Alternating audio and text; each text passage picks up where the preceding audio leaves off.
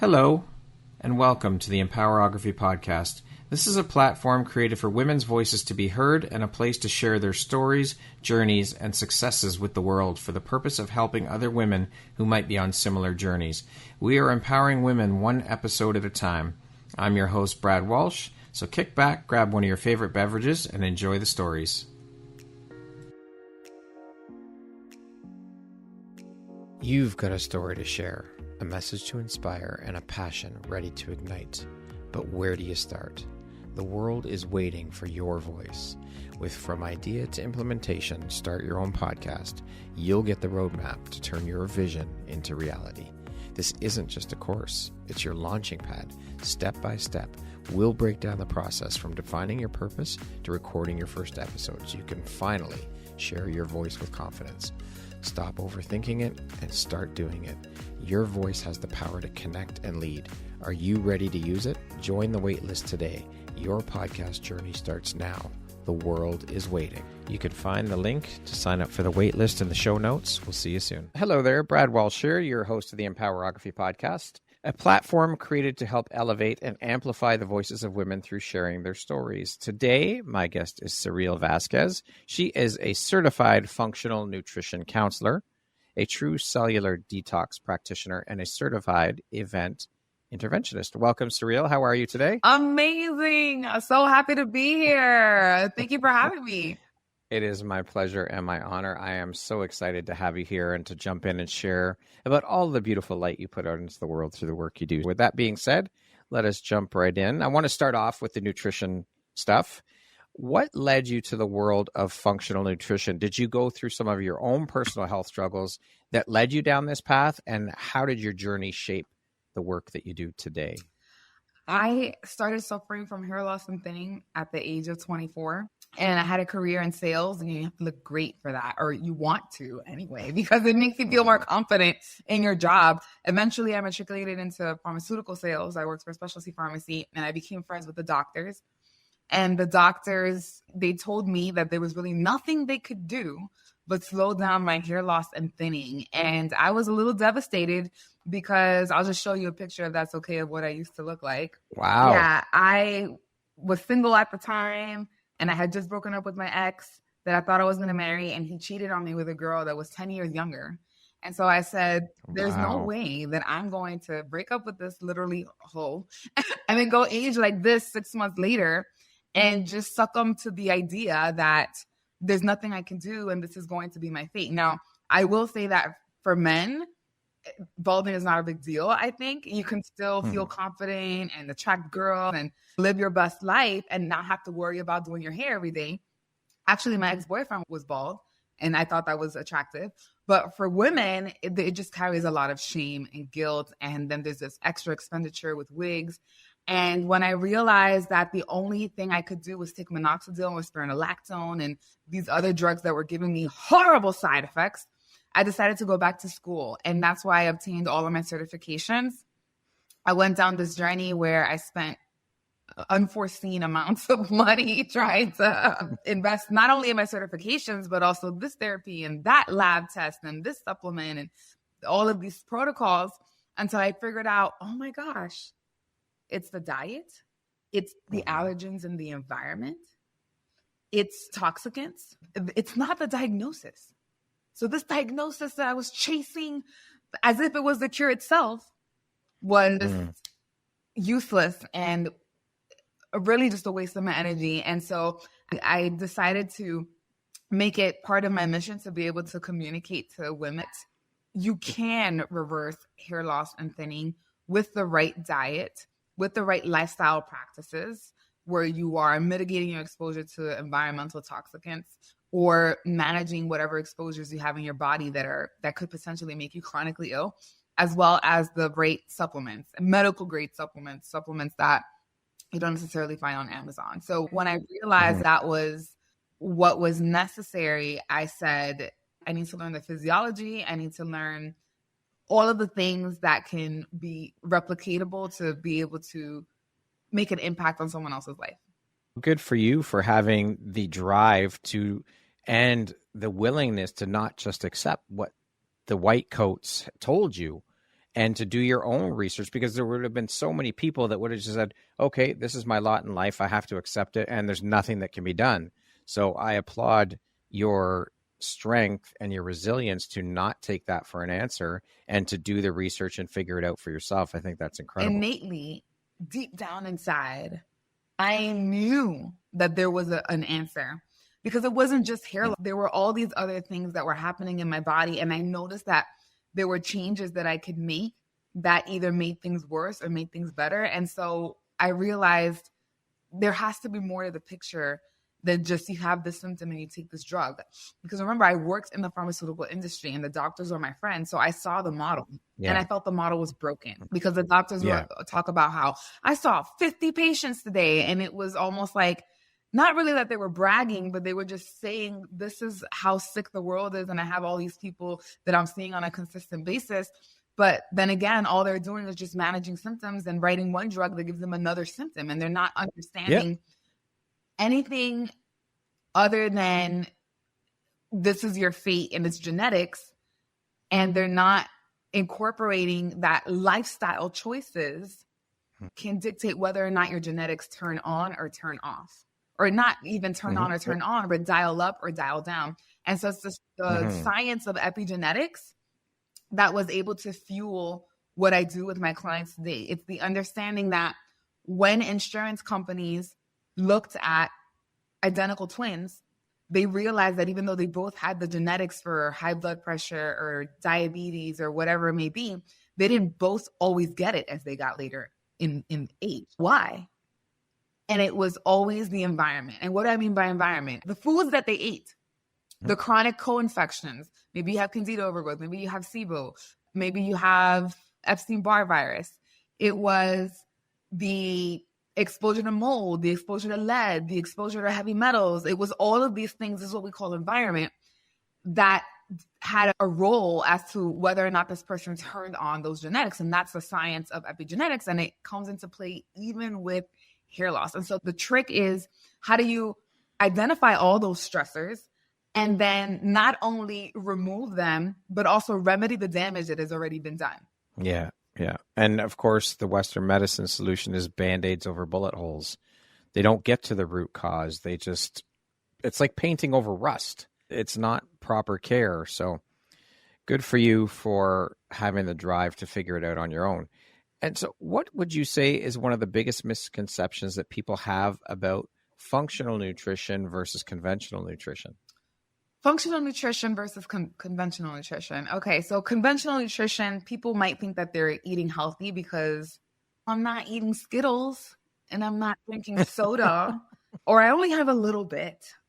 And so they really minimize what healthy is. And they have these unrealistic parameters of understanding whether or not a diet is right for them. And they also get easily tricked. They think agave is a health food. They think Splenda is okay.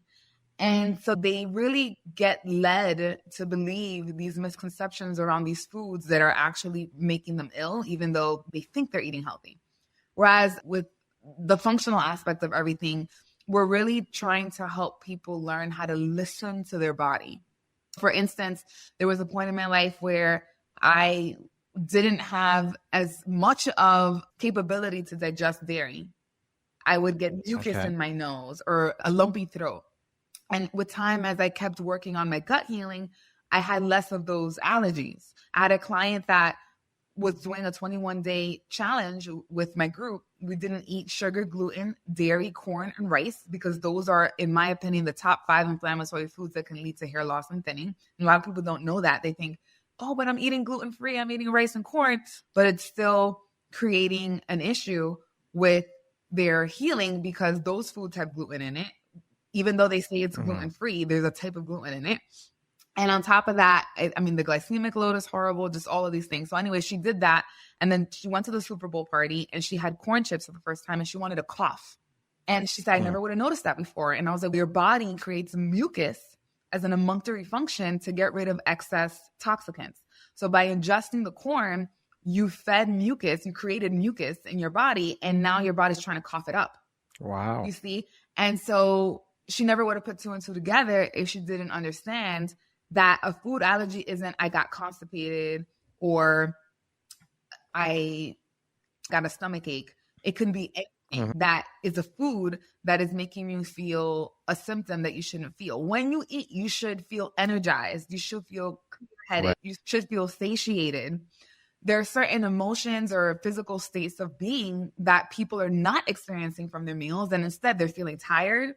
They're getting a pain on their scalp. They all of a sudden, they got a pain somewhere in their body and they have no idea that the food could actually be triggering that. So I would say that is the main difference. In conventional approaches, you're wanting to be led by whoever's in charge. And, they said fat is bad now. I didn't know that fat was bad, but they told me that. So I guess it's true, right? Whereas in the functional approach, you're learning to listen to what your body wants. There was a time where I was eating nuts. And if I had them ground in peanut butter, I didn't have an issue. Or almond butter, I should say, I didn't have an issue. But whenever I tried to eat them whole, I had an issue. And so it could have been the phytates, or it could have been I didn't have enough stomach acid. But now I'm better. The more you work on your healing, the more you're able to assimilate these different foods without an issue. And so that's the difference, understanding what is unique to each individual person. And that's how you understand functional nutrition. Beautiful. Thank you for explaining that. And so how do nutrition and emotional well-being connect? And why is that link overlooked so often?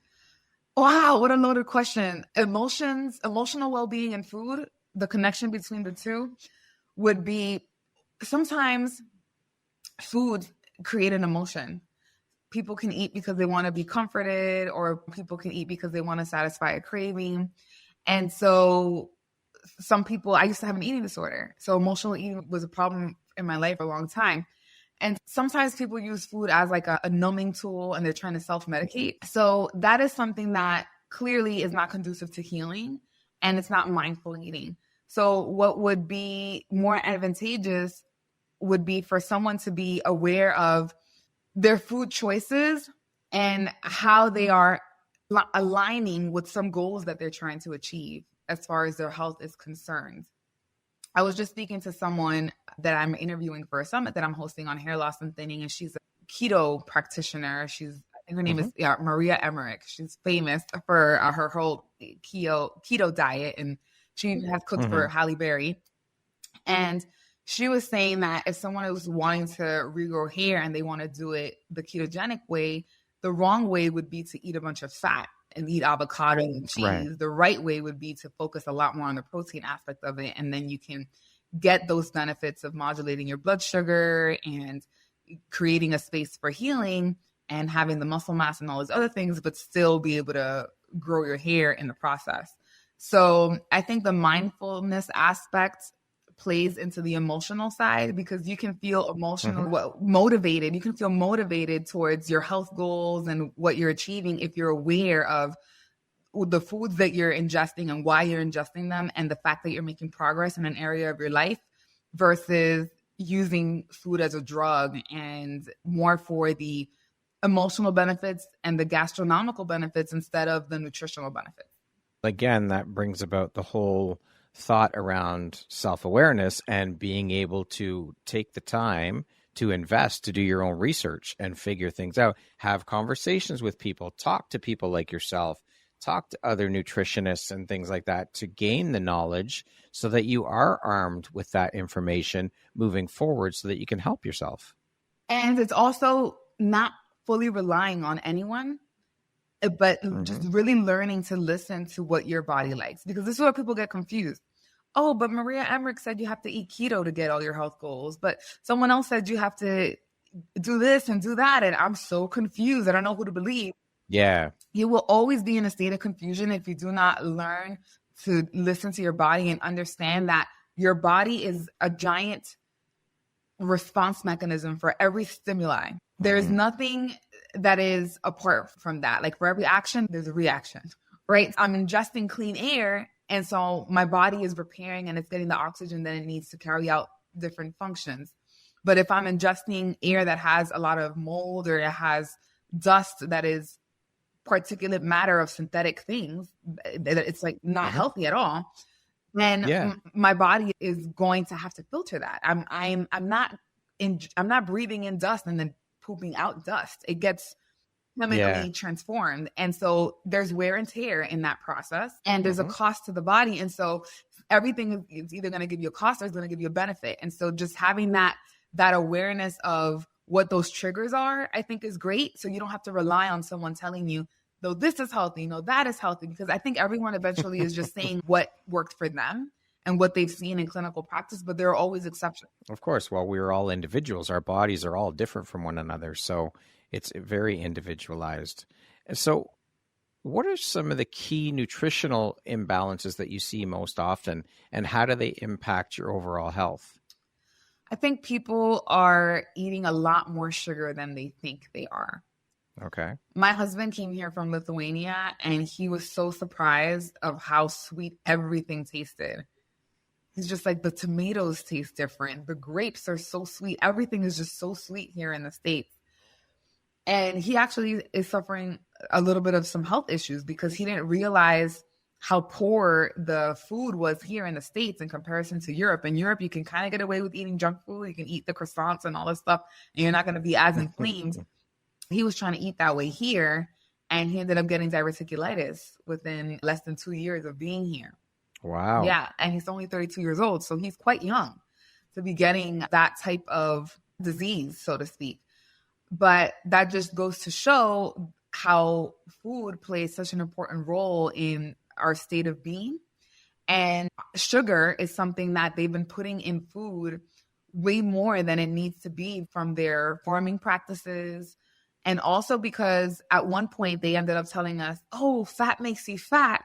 And so instead of having more fat in the food to give it flavor, we're going to try to put a lot of food in the middle of the store on shelves. And we need sugar to not only make them last longer, but also to make them taste amazing and kind of make people addicted to it. So we can skyrocket the sales, of course, right? 100%. Yeah. So people will say to me, but I eat so healthy. And I'm just, okay, what are you eating? And they're eating a ton of sugar in their fruit, in their whole grains, in these hidden drinks, these drinks that they think are healthy, but they're really not. So it's the yogurt everywhere. It's just so much sugar. And honestly, if you're in a point in your life where you want to be less inflamed and you want to be more conducive to healing, you want your body to be more ready to fix itself, you want to stay below 20 to 25 grams of sugar a day. And there's sugar in everything. There's sugar, not everything. Yeah. I mean, it's not like in meat, but most things have some kind of sugar. Even nuts have some sugar in it. So people think that they're not consuming a lot of sugar because they didn't have the Skittles, but they did throughout the entire day. And so I think having that awareness of how sweet does something taste, is there the taste of sweetness on my tongue, is a better gauge for how much sugar did you eat that day. Okay. So be mindful of what you're eating. Again, be mindful of what you're putting in your body. Yeah. What's the first thing you would tell someone who feels lost on their health journey? In relationship to hair loss and thinning, or just overall? Overall. I would say if someone is feeling lost in their health journey, it's probably because they tried a lot of things and they're not really feeling like they're making enough headway. And so they're starting to get a little discouraged.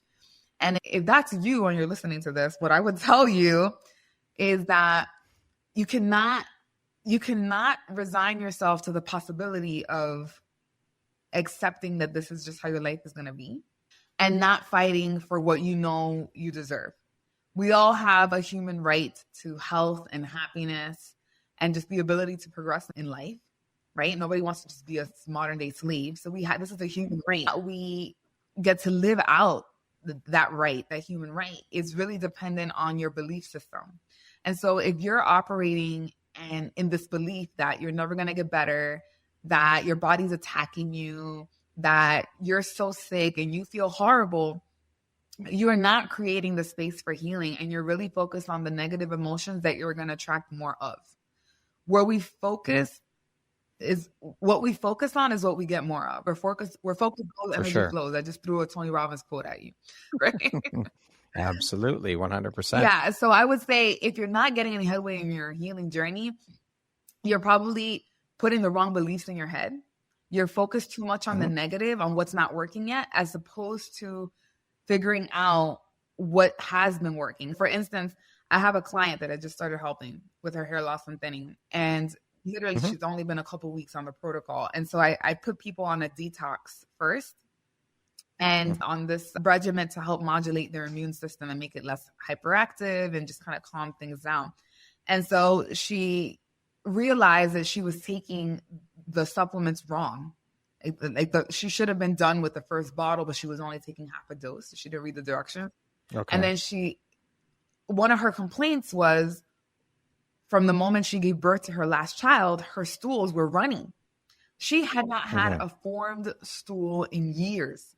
Wow. Yeah, years. And so within a couple of days of taking the supplement, now she's starting to get a little constipated. And then eventually it started normalizing where the constipation is gone. It's not running and now starting to be formed. But once she found out that she wasn't taking a supplement the way that she was supposed to, her response was, now I'm upset because I feel like I just wasted my money because I should have been doing it this way and I didn't do it that way. And there was a lack of clarity on how I was supposed to be doing it. And now I feel like I just messed everything up and now I'm upset. And I was like, time out. Okay. Number one, we need to find things to celebrate. So what we should be putting our focus on is celebrating that you no longer have loose stools. And that shows that the GI product I put you on is actually working even better than we anticipated. So before we focus on anything else, I'm not even going to continue this conversation until you give me a woohoo or a yeah or something. Send me an emoji. I don't care what it is, but we're celebrating the crap out of that. Okay. That's number one, because like I said, what we focus on, we get more of. And then number two, if you have this expectation of I have to do everything perfectly or it's not going to work, that's disordered thinking. You are setting yourself up to fail. It's very black or white dichotomous thinking. And so if you're going to continue on with this protocol for these next months that we're together, having this expectation that if you don't do everything perfect, you're not going to get the result, then you're going to self-sabotage.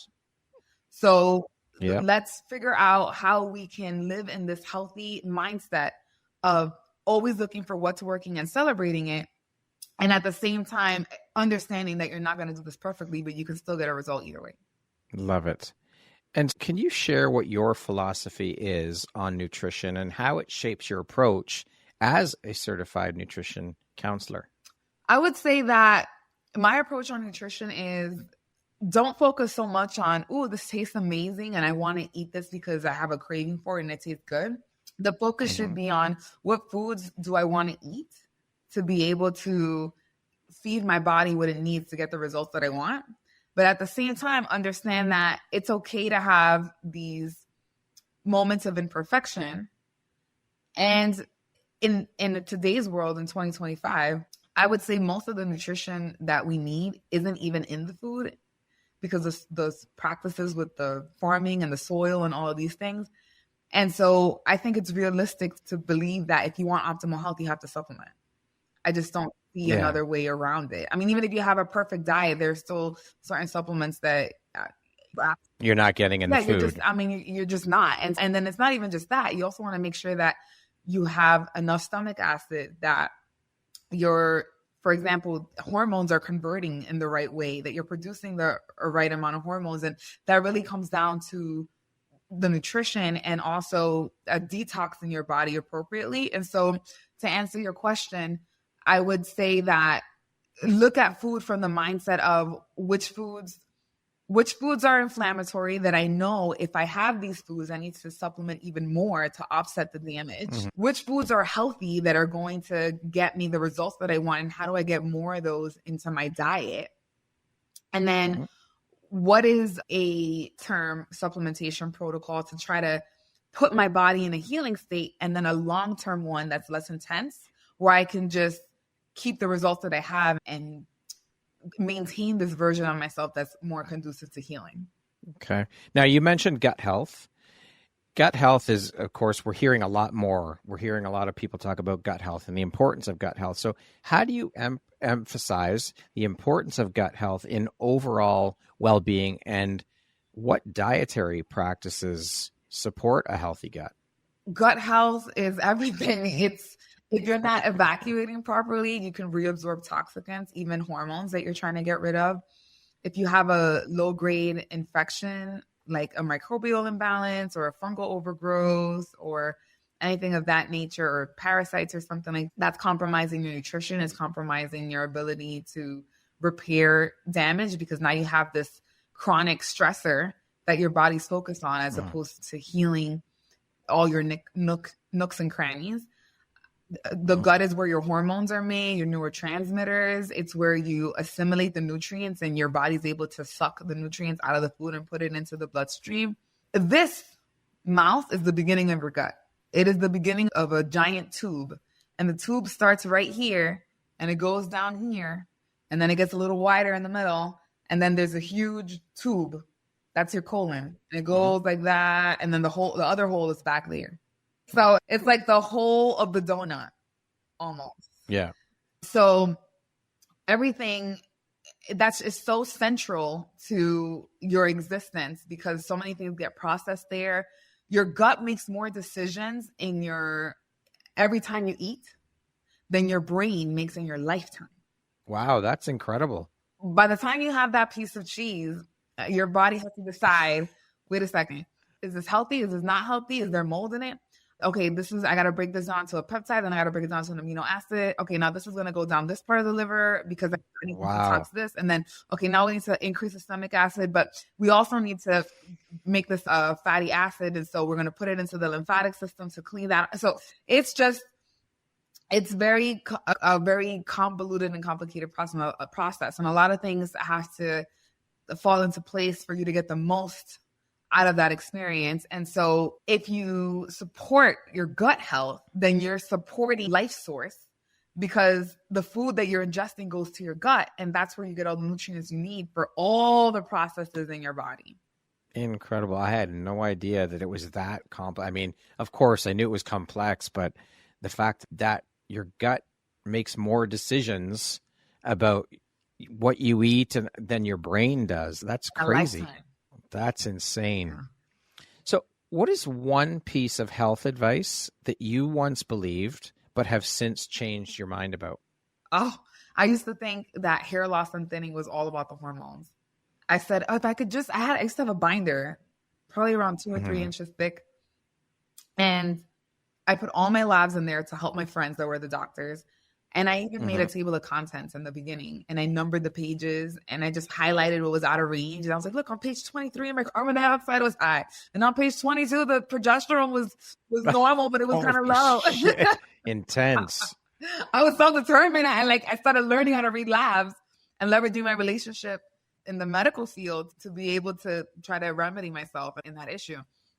And so I used to think, if I just play target practice with my labs, if I get my progesterone in a higher range, if I address the TSH and the T3 and the T4 and all of these things, then my hair should just fix itself, because now I have all the perfect ranges. And nothing could be farther than the truth. First of all, your labs are a picture in time, and it's only showing what's happening on the level of your blood. It's not showing what's happening in the tissues. It's not showing what's happening on the cellular level. And so there are different facets to function in the body, and the blood circulation is just one. And just because that snapshot in time, which is the blood work, shows you that XYZ was going on, it doesn't mean that 5 minutes later, you're not going to have a completely different outcome. Right. It could be, and you're missing it. It's better to look at trends, because you get a better gauge of what actually is going on, that something is trending up or trending down based on your blood work over a period of time.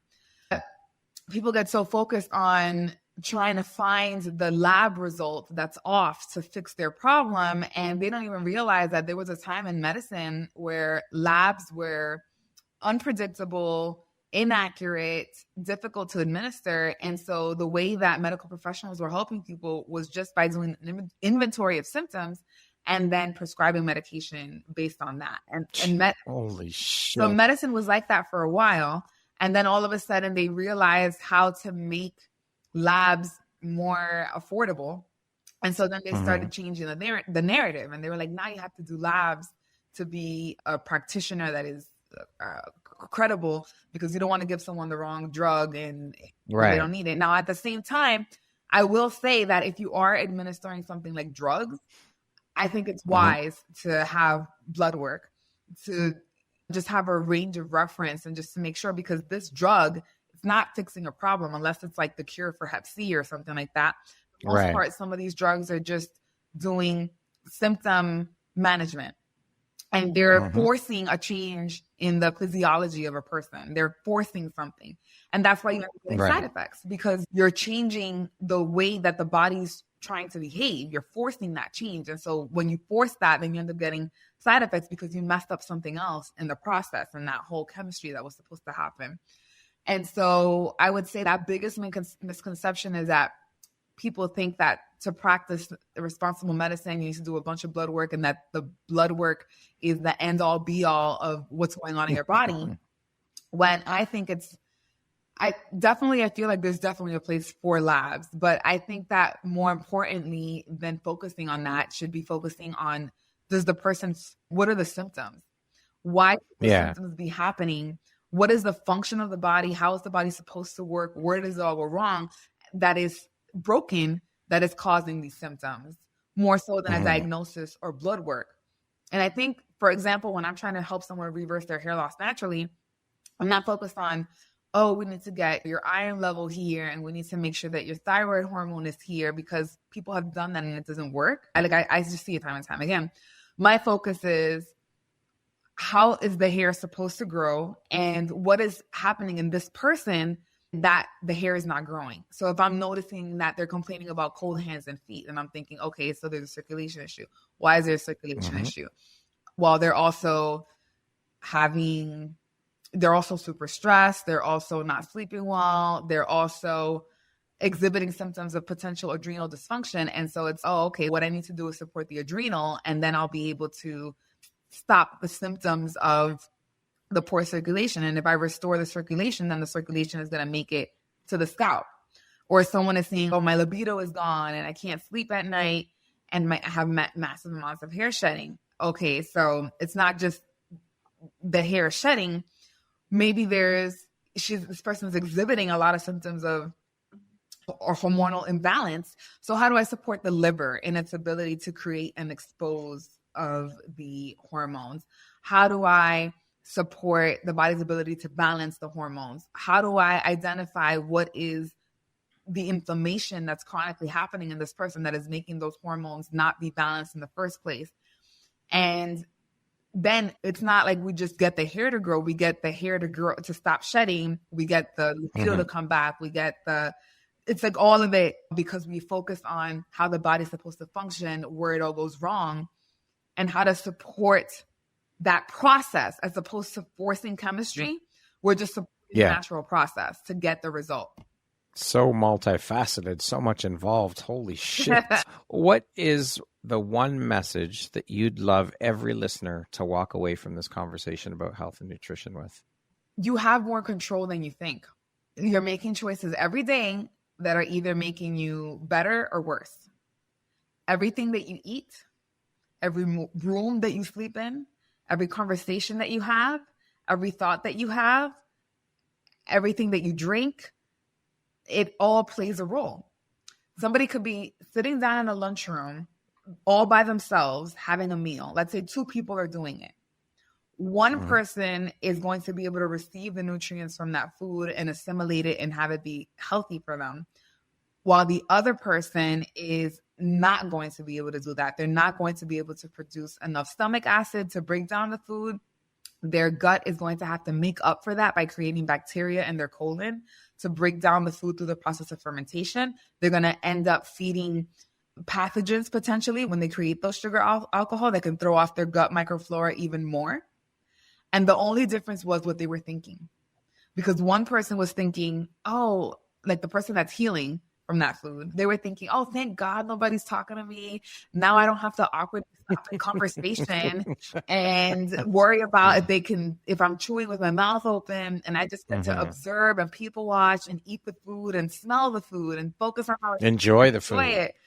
Whereas the other person was thinking, why is nobody talking to me? I'm such a loser. Is she staring at me? Oh my God, don't make eye contact. And they're thinking all of these emotions that are putting them in a fight or flight stress state. And so that person is not, that's why they say don't talk about things that are upsetting at the dinner table, because it literally changes your physiology. I remember one time. Don't watch the news, none of that stuff while you're eating. I remember one time I was sitting right in this chair. And don't get me wrong, I love my mom. I'm so lucky to have her. She is one of the biggest blessings of my life, my mom. I love her so much, and she loves me so much. Nobody loves me on this planet more than my mom. But that day she called me.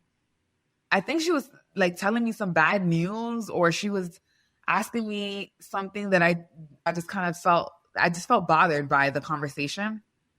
And the food changed, like how I was enjoying my meal. It tasted amazing. I was having a great experience. But then when I got that phone call, I wanted to keep eating because I was a little stressed out about the conversation, but the food didn't taste good anymore. And it was just all a physiology that began with my mindset.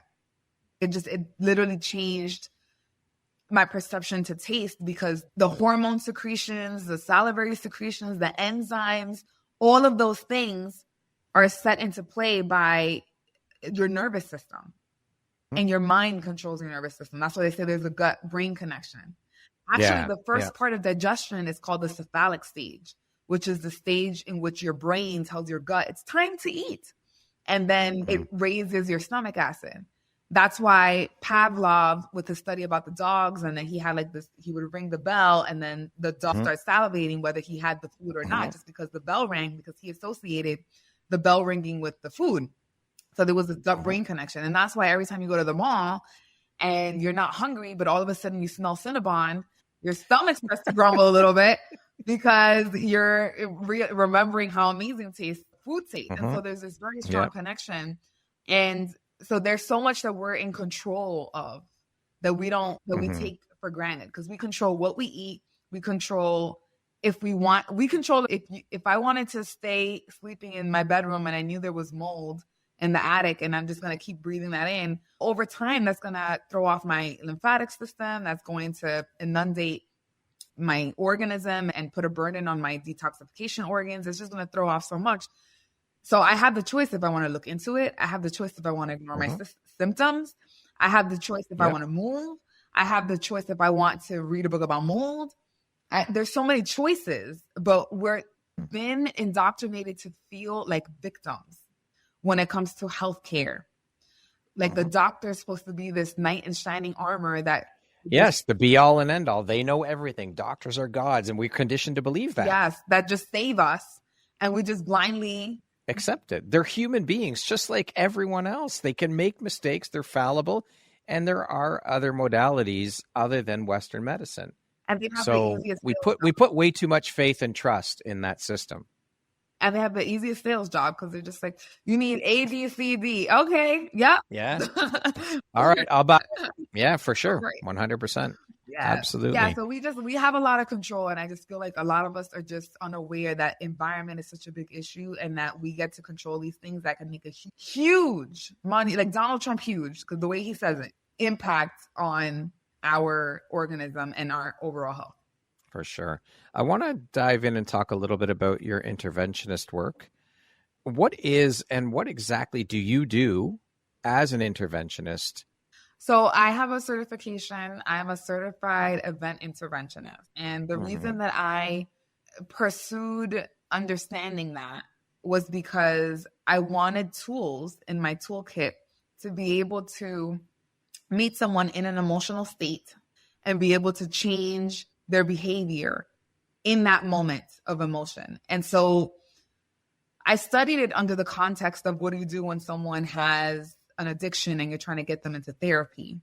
But I, in private practice, use it to influence my clients and their behaviors around food and their behaviors around hair and whether or not it's going to grow back. Okay. It's a very emotional experience to have a lot of hope and hopelessness around hair loss. And so if I can meet my clients where they are with those emotions of helplessness and hopelessness and be able to almost capitalize off of those emotions to catapult them into this place where they get to heal. Because they realize that the cost of staying the same is so much greater than the cost of continuing to hope. Then that's how that is useful to me in private practice. So you integrate that into your work pretty much on a daily basis then? Yes, I'm constantly trying to help my clients understand. And I think that by the time they get to me, they're ready. They've already tried so many things. Because you have to be ready. Right. Yeah, they tried the pumpkin seed oil. They went to the dermatologist. They got the PRP injections. They did the Nutrafol and the Mary Ruth, and they tried the expensive shampoo. And they're really tired of getting those superficial results and just throwing money down the drain and never having a real root cause resolution. And so they're more ready than they have been in the past to try something completely different and holistic in approach, the way that we do it at Volcanics. And so I do try to influence them to always stay in touch with the real goal that they're pursuing, which is not just beautiful hair, but it's the way that they feel when they have that beautiful hair, and then the positive ramifications for their overall health and the health of their family and whatever, generations to come that they get to influence. Yeah. But it's so great because you've walked the walk. You've done it. You've gone through it yourself. So you are speaking from practical experience. So that also creates that relatability piece with your clients too, because you are living proof that, hey, this stuff really works. Look at what happened. Right? Yeah. Which is amazing. Thank you so much. I think that the message that I try to tell the world is that there's no magic cure. It's not like I will forever have that risk of going bald, but I'm not going to go bald because I understand how to manage it. My dad almost died a year ago, and I had excessive shedding from that, even though I was like practicing being focused on the next step and trying to help him through that. And I also, at the time, had just gotten married. And so I was being very mindful of my diet leading to that. And then with the whole stress of my dad and finally fitting into that wedding dress, I just started eating foods that were not that great. So the stress plus the inflammatory foods affected my hair. Plus, when he got out of the hospital, I moved into my parents' house, my husband, and I was there for 3 weeks. And they had a rug that they finally got rid of that was 20 years old. And I have an allergy to dust. And so all of those things, in a matter of a month or less, it made my hair look thin. And then I was just and I was just like, okay, like, Saril, step it up. Get your head out of it. Because, I mean, there was trauma. I was crying a lot. I was super scared for my dad. I was sleeping in the hospital. Just that it was just not the best situation. But it was just a couple of weeks where I was just like, okay, Saril, get yourself together. Yes, you have to be there for dad, but you need to be there for you too. And you can't just fill from an empty cup. So get yourself together and fix yourself and then get back to this healing state, and don't let that, of course, everyone is human, but don't let that derail you too much from your goals. And I mean, within 3 weeks, I had my hair all back. I had to just move out of my parents' house, get back on my diet, do my detoxing rituals, take my supplements. Get back on track. Yeah, stop eating all the negative food. And I mean, it wasn't like I'm never going to go back to where I was when I started this journey like this, right? I didn't get like that. Right. But I was starting to decrease my standards as far as what I was willing to accept with my looks and my health, because I was so focused on my father's pain. And what I'm trying to say is there's no magic button that you're going to press that says you'll never suffer from hair loss. The magic that we make happen is making my clients aware of what their triggers are, helping them understand. So whenever I get hair loss from thinning, it's a gift. It's not a curse. It's not, oh no, why is this happening to me? It's a curiosity thing. Like, oh wow, I guess I was really stressed out about that. I guess I'm also sneezing, and every time I wake up, my hair is thinner. I guess there is the dust source in the room. And I remember at one point, I realized that the feathers in the pillows that I had were creating dust. I took off the pillow covers and I washed them. And when I went to go put them back on, I hit the pillow and all this dust came out. And then I immediately got pain in my scalp, and I had pain like where my lymph nodes were in my face. And the next 3-4 washes, I had hair coming out more than usual. Wow. And so it wasn't like, oh no, why is this happening? It's like, wow, I didn't even realize that. I guess feathers can turn into dust because they have that stem in there. Okay, let me get rid of all my feather pillows and get a different type of pillow that's going to make my home safer for me. And so we take away that hopelessness, that fear, that confusion, revolving hair loss where you think it's just genetics and there's nothing you can do. And it becomes a roadmap for your life of being able to hair as the marker that tells you, yes, you're healthy and you're healing and you know how to reverse the damage, or, oh, wait, you got something you got to pay attention to because your hair is talking to you. And so that's how it becomes a gift instead of a curse. Yeah. It's being able to take a step back and look in at the situation and look at it from an outside point of view and find the gift or find the silver lining in that situation to take forward to do better for ourselves, which is not always easy. You got to have the self-awareness and the ability to do that. It's not easy. Right. How do you define success? What does that word mean to you? So many things.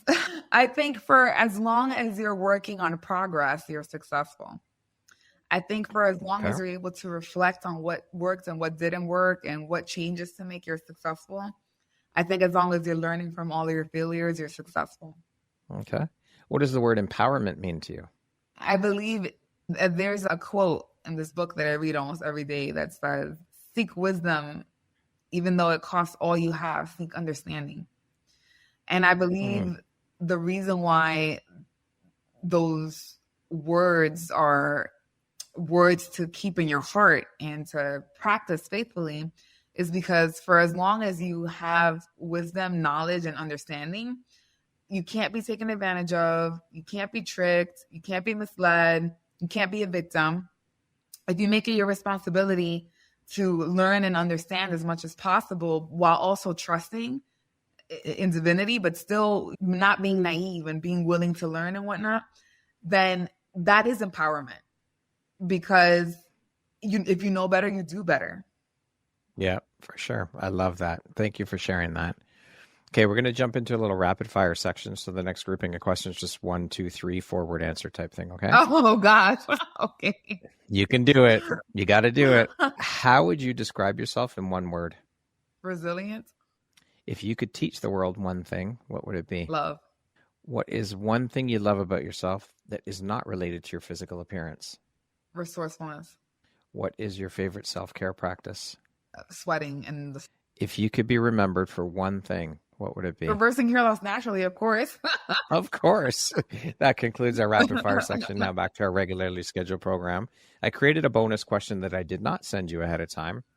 Saril, if you could take one feeling or one belief and bottle it up and give it to people, what would it be? One feeling and one belief. Is that one feeling or one belief? Oh, one feeling or one belief. Love. Love. Okay. If you could step into my shoes, what question would you have asked yourself that I didn't ask you? Is there any type of hair loss that is irreversible? Okay, go ahead. Is there? I think. Could I get my hair back? That's how bad you want it. Without plugs. No, without plugs. It depends on how many supplements do you want to take, how much you're willing. It is possible. As many as possible. I mean, if you're it is possible. It is possible. I believe that. That's my belief system and how the body works. And so I have a quiz where if you're wanting to know, but what about my hair? Is it reversible? Then you know that my hair loss. So I would say go to my website and take that quiz and then you'll see. But for the most part, I would say absolutely. As long as there's no permanent damage to the scalp, there's no scar where you like cut into you or maybe you had a burn. Someone threw acid on your scalp or something severe like that. Some kind of severe infection that literally changed the terrain of the scalp. I would say yes. Okay. We will put the link to the quiz in the show notes when your episode is released. Okay. If you had the opportunity to sit down and have a 1-hour conversation with one woman, any woman in the world, who would it be and why? Mother Teresa. Why? I want to know how she used to think that made her such an incredible leader. I'm sure there were a series of questions and beliefs that drove her to become the person that she became. And so I just would like to get to know her better to see how she used to think. Okay. If you could go back and give your younger self one piece of advice, what would that piece of advice be? Chill out. Chill the fuck out. Sometimes you do too much. Plain and simple. Other people and their beliefs about you, and stop caring about wanting to please people and be this perfect person. Everybody that like just caring so much about if people like you or not. People, because the thing is that people can change how they feel about someone in a second. I mean, I have people that the moment they met me, I could tell they didn't like me, but now I don't take it personal, and then they end up loving me. And it's like, nothing personal. They just didn't even know me. And for whatever reason, they felt however they felt. Maybe I triggered something, or maybe they were having a bad day or whatever. But I always say it's not my business if somebody likes me or not. It's just my job to be the bubbly person, and eventually they'll come around because I think I'm awesome. Not to toot my own horn, but we should. You love me. Yeah, absolutely. I love it. Lastly, Saril, if you were to deliver your last 30-second speech to the world, your corner of the world, your tribe, your people, what would that last 30 seconds sound like? What words of wisdom would you impart? Fear nothing, because you were wonderfully and fearfully made, and fear is not from God. And whatever you do fear will become a self-fulfilling prophecy. So if you fear you're going to die bald, you're going to die bald. If you fear anything, your subconscious will make that self-actualize just because you're focusing so much on it, and then it will just end up happening. And there's so many different examples that I could give you of how that happened, but it just happens all the time. So just be very careful of your beliefs and choose not to be fearful, and trust in divinity. Beautiful. Saril, thank you so much for taking and making the time to be here with me today, for sharing your wisdom, your knowledge, the beautiful magic that you put out into the world through the work you do, the women you help, everything. It's been an absolute pleasure sitting and speaking with you today. I am honored to have you as a member of the Empowerography community. Thank you. Oh, the pleasure was all mine. I'm so glad that we were able to have this talk and pour into your community. And thank you so much for having me. It's an honor to be here. My pleasure and my honor. The honor is all mine. I appreciate you. Once again, my name is Brad Walsh, host of your Empowerography podcast. Today, my guest has been Saril Vasquez. She is a certified nutrition counselor, a true cellular detox practitioner, and a certified event interventionist. Thank you so much, Saril. I hope you have a beautiful rest of your day. Me too. Thank you very much for listening to this podcast. If you haven't yet, please be sure to subscribe, rate, review, and share with all your friends. You can find me at viseuphoria.ca. Follow me on Instagram at Empowerography Podcast and on Facebook at Empowerography. Please join me next time for another inspirational story from yet another amazing woman.